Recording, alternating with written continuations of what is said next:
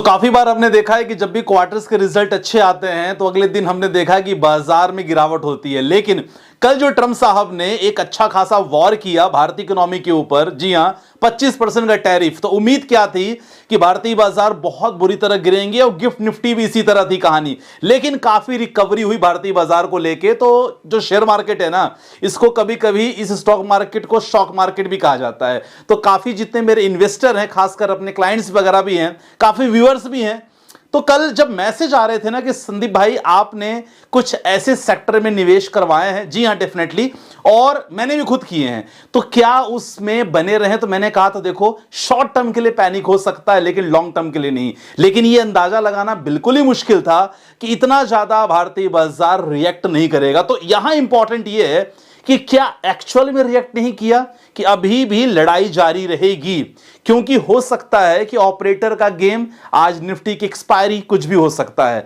तो सबसे इंपॉर्टेंट है पहला सवाल, क्या सचमुच बाजार ने यह गम भुला दिया? उसको लेके बात करने वाले हैं।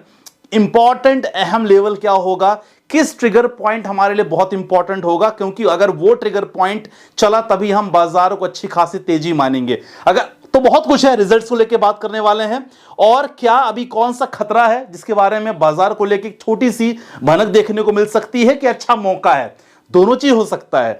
प्लस पोर्टफोलियो का हेल्थ चेकअप करेंगे। काफी लोगों ने पोर्टफोलियो को चिड़िया का घोंसला बना दिया है, तो चेकआउट करेंगे किसने बनाया है, उसको कैसे रेक्टिफाई करेंगे। ओवरऑल इस कहानी से हमने क्या सीखा कल से लेके आज तक, उसके बारे में डिस्कस करेंगे। सबका स्वागत है, चैनल पे नया सब्सक्राइब जरूर कर लेना। स्टार्ट करते हैं बाजार के हाव भाव को लेके। अगर निफ्टी 50 की बात करें तो मुझे लगता है कि 93 पॉइंट गिरावट, बाजार लगभग ऑलमोस्ट क्लोज होने वाला है। लेकिन इंपॉर्टेंट आप देख रहे हो कि 93 पॉइंट्स की जो गिरावट है ना, ये ऑलमोस्ट लगभग देखा जाए 250 पॉइंट था। लेकिन जिस तरह से रिकवरी हुई है ना, इसके लिए मतलब हम लोग बहुत ही अप्रिशिएट करेंगे भारतीय बाजार को कि यहां थोड़ी सी रिकवरी हुई है। अब इंपॉर्टेंट यह है कि ये रिकवरी में सबसे अहम भूमिका कौन कौन से सेक्टर ने निभाया है, इसके बारे में बात करेंगे। सबसे पहले अगर सेक्टर की बात करते हैं, देखो जो टैरिफ को लेकर उन्होंने अनाउंसमेंट किया था कि भाई 25% का टैरिफ, क्योंकि 10 पहले से ही था, जो बेस टैरिफ था 15 और ऐड हुआ था, तो 25% का टैरिफ को लेकर अगर बात किया जाए तो निफ्टी ऑटो, जी हां ऑटो दबाव में था। फाइनेंशियल सर्विसेज को बात किया जाए तो वो भी दबाव में थे। केवल एफएमसीजी एक ऐसा सेक्टर, और खासकर आज कुछ ऐसी कंपनियों का रिजल्ट भी आया जिसके कारण थोड़ा सा एक बूस्टर मिला कि भाई ये अच्छी बात है। एफएमसीजी सेक्टर में 1.42% की थोड़ी तेजी देखने को मिली। लेकिन इसके अलावा आप देख सकते हैं, आईटी बात करें, मेटल की बात करें, फार्मा की बात करें, पीएसयू बैंक के बारे में बात करोगे, reality sector, consumer durables, oils and gas, जितने भी अदर सेक्टर थे सर, इस सेक्टर में अभी भी पेन देखा जा रहा है, अभी भी डर देखा जा रहा है। तो ये जो आपने सोचा ना कि आज हल्की सी रिकवरी आ गई, एक्चुअल में रिकवरी नहीं है। May be it's a trap from the big investors. हो सकता है कि बड़े बड़े ऑपरेटर्स का गेम हो सकता है, या हो सकता है कि भाई निफ्टी की एक्सपायरी में बहुत सारी पोजीशन कटती है तो उसका भी एक इंपैक्ट हो सकता है। तो मैं क्यों नहीं मान रहा हूं इसको तेजी। इंपॉर्टेंट ये है हमारा लेवल, यार हमारा लेवल क्या है निफ्टी का, अगर बात करें, मैं आपसे वही कहता हूं कि हमारा जो लेवल निफ्टी का है इस समय, वो है इस समय 24,751। और जी हां, सबसे इंपॉर्टेंट है कि जो इंपॉर्टेंट है 24,800 का लेवल, इसके ऊपर मार्केट का रहना बहुत जरूरी है। अगर 24,800 के नीचे मार्केट में क्लोजिंग आती है तो डेफिनेटली अभी भी पेन सिचुएशन देखने को मिल सकता है। बोलोगे संदीप भाई अभी भी आप डर रहे हो? जी हां, डरने की बात इसलिए है क्योंकि देखो पता है क्या है कि एफआईआईएस की लगातार बिकवाली चल रही है। 850 करोड़ कल उन्होंने बेचा है, तो कल थोड़ी सी बिकवाली कम हुई है, लेकिन इससे ज्यादा खुश हमें नहीं होना है। मेरा मानना है कि आने वाला 4 से 5 ट्रेडिंग सेशन, या तो ये बिकवाली शुड बी स्टेबल, या तो बिकवाली स्टेबल रहेगी, या तो हो सकता है ये बिकवाली इससे कम हो, तब हम भारतीय बाजार को मानेंगे कि चलो ठीक है।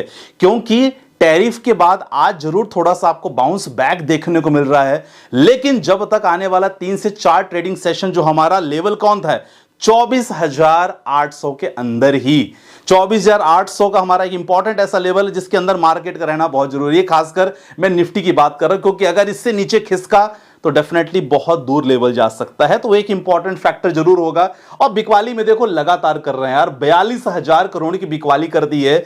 अगर हम कंपेयर करें म्यूचुअल फंड्स को लेके तो बहुत ज्यादा बिकवाली है। तो ये डर है, ये जब तक पॉजिटिव नहीं होंगे मुझे नहीं लगता कि कॉन्फिडेंस फील करना चाहिए, क्योंकि टैरिफ अगर लगा है तो ऑटो सेक्टर, आईटी सेक्टर की बात करें, डेफिनेटली चीजें महंगी होंगी जिसका असर आने वाले समय में दिखेगा। लेकिन मैंने आपसे कल यही कहा था कि देखो यार, आप ना कोई पैनिक सिचुएशन में कोई गलत कदम ना उठाना। याद करो, वीडियो का लास्ट पार्ट जरूर चेकआउट कर लेना कि देखो, प्रॉब्लम शॉर्ट टर्म के लिए दिक्कत हो सकती है, लेकिन हमें लॉन्ग टर्म बोले तो केवल 1 साल भी अगर आप टिकोगे यहां से ना, तो बहुत सारा सेक्टर रोटेशन के माध्यम से अच्छा पैसा आपका बन सकता है। ठीक है, चलो ये बात करेंगे। बाकी सेंसेक्स में भी आप देख सकते हैं, सेंसेक्स में भी ठीक ठाक, मतलब बहुत ज्यादा गिरावट नहीं मिलेंगे, लेकिन यस, बाजार का जो हाल भाव है ना, बाजार का हाल भाव निगेटिव तो है ओवरऑल। ठीक है, अब ऐसे कंडीशन पे एज ए इन्वेस्टर बेसिकली क्या करना होगा इसके बारे में हम तो बात करेंगे ही, लेकिन उसके पहले बात करते हैं कुछ रिजल्ट ठीक ठाक कुछ कंपनियों के आए हैं, उस कंपनियों को आप स्टडी कर लेना। रिकमेंडेशन नहीं है कि आप इसको सेल बाई करो, लेकिन आप इन कंपनियों को स्टडी जरूर करना। सबसे पहले इंपॉर्टेंट है जो बात करने वाले हैं वो है हमारा सीजेलिटी। आप सीजेलिटी की अगर बात करें तो आप रेवेन्यू 25% और नेट प्रॉफिट 566% की तेजी हुई है। तो इस सेक्टर को लेकर देखना, ध्यान रखना, इस कंपनी को लेकर कर सकते हो। कैम्स, जी हां, कैम्स को लेके इनका रिजल्ट भी ठीक ठाक आया है, 6.8 से कैपिटल मार्केट की एक ठीक ठाक कंपनी मानी जाती है। म्यूचुअल फंड्स को लेके तो 0.81% इनका भी पॉजिटिव है। तो रिजल्ट्स इनका, नेट प्रॉफिट, रेवेन्यू दोनों ठीक ठाक है। टाटा स्टील में मिलीजुली सरकार है टाटा स्टील में, लेकिन ओवरऑल इसका अगर बात किया जाए नेट प्रॉफिट ठीक ठाक आया है। प्लस इंडस टावर, एचयूएल, जी हां, ये एचयूएल है जिसने आज बाजार को थोड़ा सा ना एक अपना सपोर्ट दिया है। तो एचयूएल में लगभग 5.14% रेवेन्यू और नेट प्रॉफिट की बात करें 5.59%। तो एफएमसीजी सेक्टर में एचयूएल का नाम काफी लोग जानते हैं, हिंदुस्तान यूनिलीवर। तो ये सारी कंपनियां अगर आपके पास हैं, इंडस टावर्स भी है, तो मैं 2 स्टॉक बोलूंगा, खासकर इंडस टावर, सीजेलिटी, इसके बारे में थोड़ा सा आप स्टडी कर सकते हो। ठीक है, चलो ये हमने देख लिया। अब इंपॉर्टेंट है एज ए इन्वेस्टर हमें क्या हमने सीखा, इसके बाद आपके पोर्टफोलियो चेकअप करेंगे। देखो, सबसे पहले हमने क्या सीखा, सबसे पहले हमने सीखा कि भाई साहब, कल मैंने बोला था रात को ही, और जितने लोगों का, और सब लोग जितने लोग मेरे स्टॉक ग्रुप में हैं, जितने लोगों का मेरे पास मैसेज आया, मैंने सबसे यही कहा कि भाई केवल आपको यहां स्टैंड बाई पे रहना है, कुछ भी गलत कदम ना उठाना। मैंने क्या कहा, बिल्कुल भी अपने अच्छे शेयर्स आपको नहीं बेचने हैं, जिसका फंडामेंटल अच्छा है, कंपनी ठीक ठाक है, आपको नहीं बेचना है। और अगर आपने नहीं बेचा तो ये आपके इन्वेस्टर बनने की पहली सीढ़ी है, एक अच्छा इन्वेस्टर।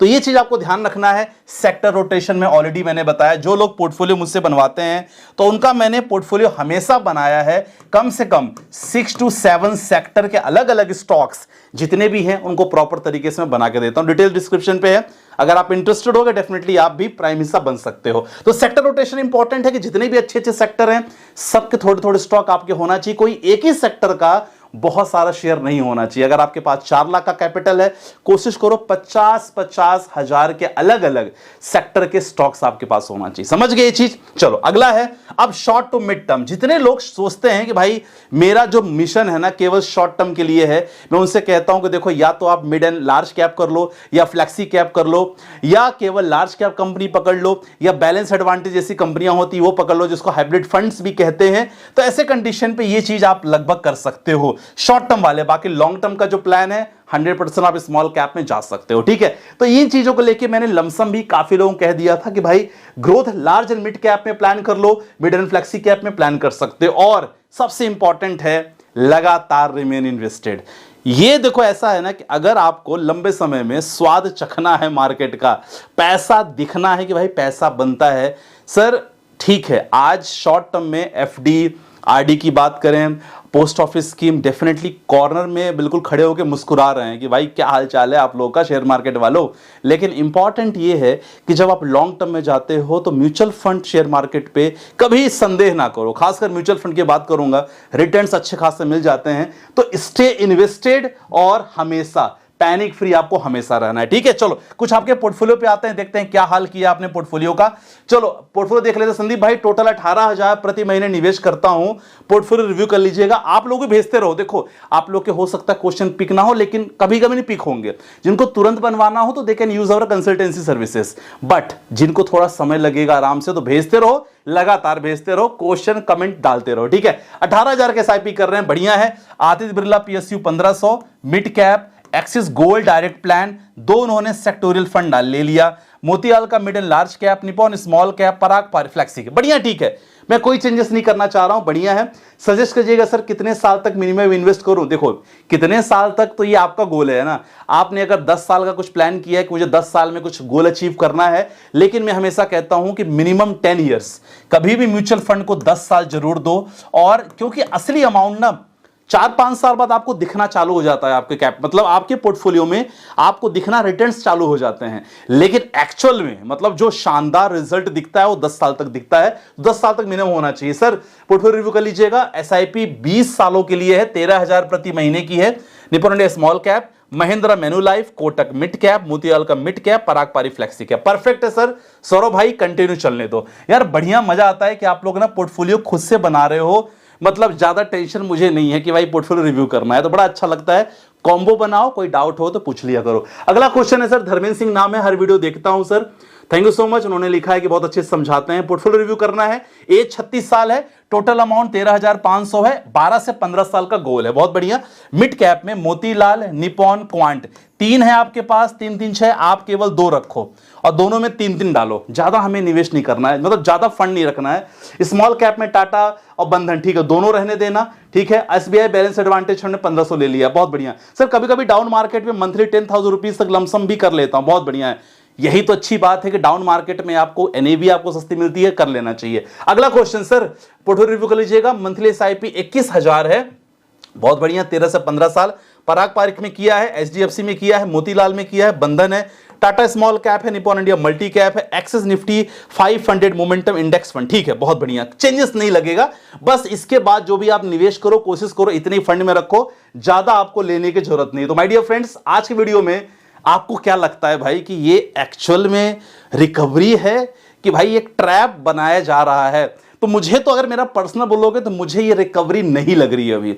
जब तक ये जो लेवल है अपना, जो मैंने आपको बताया निफ्टी का, ये लेवल बहुत इंपॉर्टेंट है, 24,800 के अंदर मार्केट क्लोज होना चाहिए। और एफआईआईएस का स्टेबल जो सेलिंग हो रही है ना, थोड़ा वो कंट्रोल में रहे, आने वाले 4-5 सेशन बहुत इंपॉर्टेंट रहे। बाकी यस, ओवरऑल सब कुछ ठीक ठाक है, टेंशन नहीं लेना, छोटे मोटे चीज चलती रहेगी। ट्रम्प साहब अब देखते हैं क्या करते हैं, नया बम क्या फोड़ते हैं। लेकिन भारतीय बाजार ने आज थोड़ा बहुत रिएक्शन जरूर दिया कि देखो हमें साहब फर्क उतना नहीं पड़ता है। बाकी देखते हैं क्या होता है, ये तो वक्त बताएगा। बाकी मैं तेरे स्टूडियो के साथ, कोई दिक्कत हो, कोई परेशानी हो, नंबर मेरा डिस्क्रिप्शन पे, वहां से आप संपर्क कर सकते हैं। बाय बाय, टेक केयर, जय हिंद गाइस।